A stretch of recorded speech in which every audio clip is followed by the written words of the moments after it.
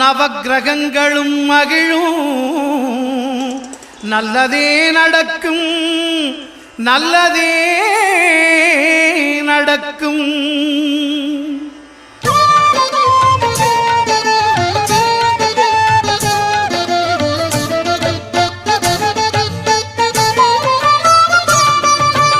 ஒன்பது கோளும் ஒன்றாய் காண அங்கு கற்பகம் என்னும் கடவுளின் மெய்யில் ஒன்பது கோளும் ஒன்றாய் காண அங்கு கற்பகம் என்னும் கடவுளின் மெய்யில்